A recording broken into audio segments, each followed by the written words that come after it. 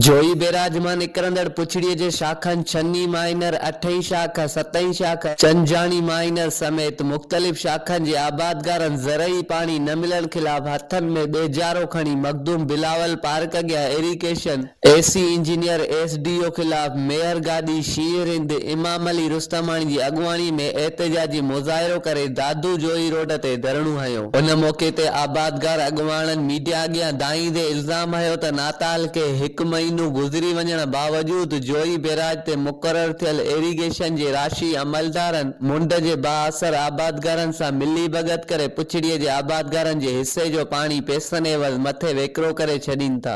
हिननि चयो त जोई बैराज जे पुछड़ीअ में ज़रई पाणी देर सां पहुचण करे लखें रुपया कर्ज़ खणी पोखियल फसल सुकी सड़ी रहियो आहे। हिननि आला इख्तियार एमपीए जोई पीर सैयद साले शाह जीलानी एमएनए रफ़ीक अहमद जमाली ऐं ॿियनि वसवारनि खां पुरज़ोर मुतालबो कयो त जोई बैराज जे पुछड़ीअ वारनि शाखनि में ज़रई पाणी ॾेई आबादगारनि सां इंसाफ़ कयो वञे। ॿिए सूरत में एहतजाज जारी रहंदो। मोहम्मद हनीफ लिगारी, तोंग न्यूज़, जोई दादू।